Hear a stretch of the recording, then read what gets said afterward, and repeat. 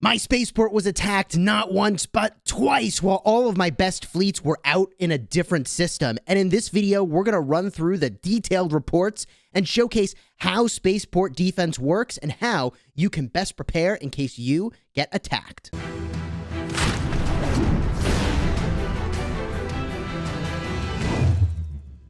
Hello, my friends, and welcome back. I'm Chisgule Gaming, and this video is sponsored by the makers of Infinite Galaxy. I was minding my own business. My fleets were out and about in a completely different system when I was attacked not once, but by two different fleets hitting my spaceport.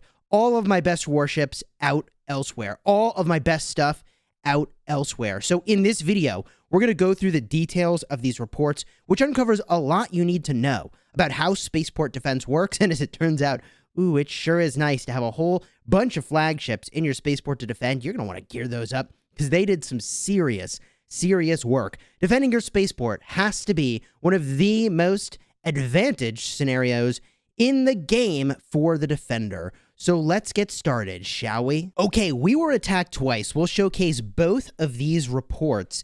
In the second time I was attacked, they sent a total leadership of 9,293. I had a total leadership of 12,000 defending my spaceport. They lost, permanently destroyed. These are wrecked warships, 5,453 leadership. They also put 1,134 of my warships into my repair center. I lost about 75,000 power. They lost 618,000 power, and a lot of that is permanent loss. In the very first attack they did on my spaceport, they sent a smaller fleet, leadership 5,000. They have a grand total of 3,380 permanent losses. Ouch. We lost about 30,000 power, and 517 leadership worth of warships made their way to my repair center. If we look, we can actually watch the replay of these two battles. And there's a couple things I want to show you. First of all, when you see up in the top over here, look at how many flagships I have. Every flagship that was in my spaceport participates in this defense. Does that mean that all my warships are getting the bonuses of every flagship? How does that work? Are these flagships kind of just like turrets that fire back?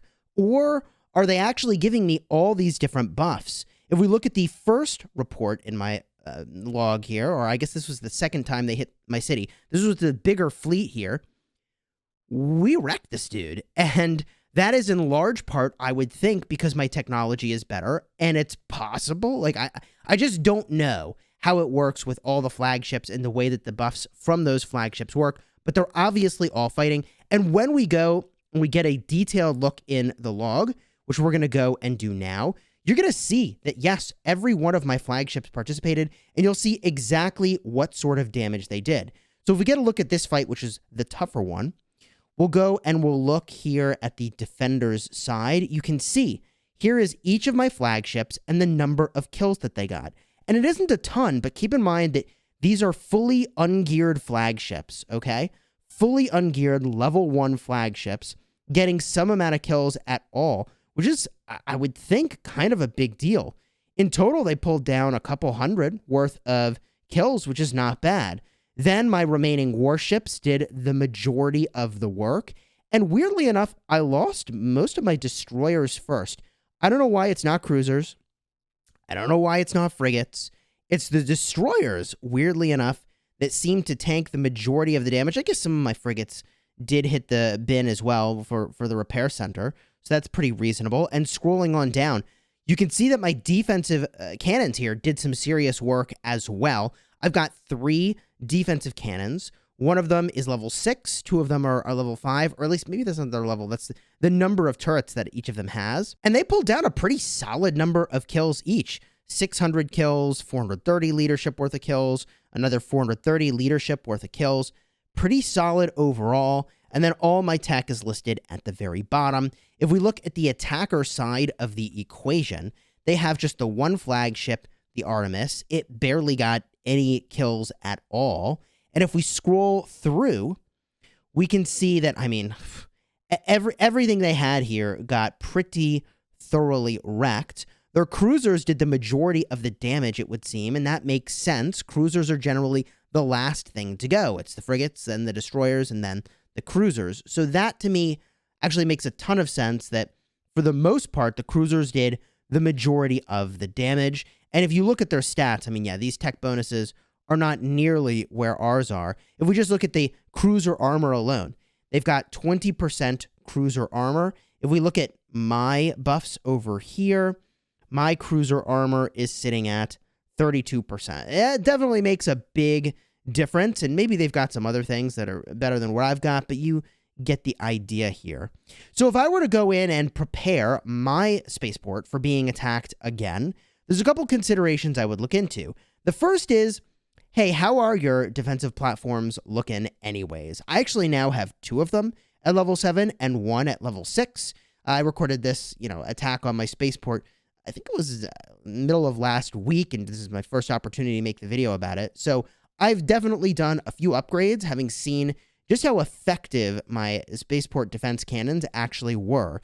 And if we go and we get a look at my flagships, there's a pretty compelling argument to put some small number of levels on a bunch of your flagships to give them a pretty moderate boost, to get a few captains deployed, and to put a bunch of really basic gear onto your flagships so they can actually defend your spaceport. And I'm not advocating that you sacrifice the ability to work on one of your main flagships like I'm doing over here in order to gear up everything you've got, but I'm suggesting that at some point, at least where I am now, I feel like I'm pretty well locked in, and my ability to progress is based purely on the level I can take my gear up to, which gear on my fighting flagships is all maxed anyways at this point, and the number of blueprint patterns that I have for them. So I don't have enough really to do more epics, or maybe could do a little bit more with some blues potentially on some of my gathering ships. So I'm going to go in as a follow-up to this, make a bunch of green gear, start to make some blue gear to put onto my gathering ships, because, I mean, heck, they could get attacked while they're out gathering, so I really ought to gear those up a little bit so I take less damage when I'm out there. That, to me, seems really important, and I might even drop some levels, quite frankly. The amount of experience it takes. I mean, look at this. Here's one of my gathering ships. We'll do this one, the Achilles, right? I wasn't going to put any levels onto these, but it's such a tiny amount of experience. So if I take this from level 1 to level 2, my power right now is a base of 3,000. If I just bump this up 1 level, it's now 3,500. My attack goes up by 6%. The hit points goes up. The armor goes up. The shield goes up. The leadership boost goes up. The damage boost goes up.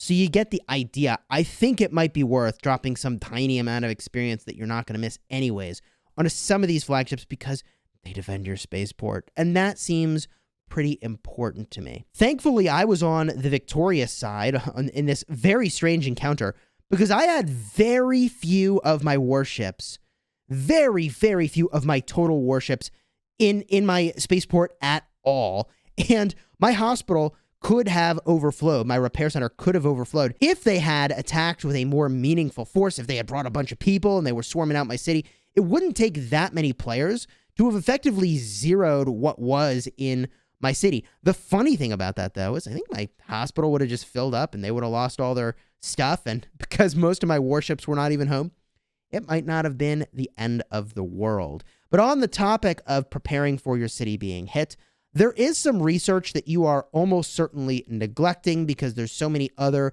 priorities in this game. If you go to your command research and we just get a look over here, there are a bunch of things that will enhance your spaceport's ability to defend itself, specifically your spaceport cannons, as well as your overall spaceport defense. And there are also flagship boosts that you might be neglecting that would be only a couple hours worth of research to pick up that might be worth doing. I mean, I'm ignoring garrison hit points over here. That's probably worth jamming just a few levels into, although you can see it's 7 hours. That's not nothing. The other thing that you could do is the development section. And in the development section, you're going to find a bunch of stuff related to your repair center and your repair speed that you might have been neglecting. That includes battlefield recycle. Increasing the limit of your repair center is a big deal, especially if you're going to get zeroed or swarmed out. In addition, there's also dock expansion. This does kind of the same thing, but in a different way. So this is a % boost, whereas battlefield recycle is just a flat leadership boost to the total amount of space that you've got. There's also flagship repairs and also repairs of your warships overall, which is really important. The final thing that I'll call attention to is actually one of the buildings in your spaceport. If we get a look over here, the repair center is pretty important to keep it updated. Every time you update it, your base amount of ship's repair limit, and that's a leadership value, goes up. So this is something that I've been working on as I can, but the higher and higher level you get with this, the more and more expensive it ultimately becomes to get each incremental 1,000 gain in your repair center. I almost might make the argument that this should jump up more for each level that you do, but that is a separate idea around game balance. Just think about this, if you haven't in a while, to try to keep your repair center upgraded as you're going, because that will protect you once your city is getting hit, if it ever does get hit. If there are any other takeaways that you had by looking at these reports or things that you'd like me to go explore in a future video, definitely let me know down below in the comments, and I'd be happy to dig into that. If you enjoyed this video, do me a huge favor and throw a like on here and consider subscribing for more crazy action. We are now in the final zone in Infinite Galaxy, the center zone over here.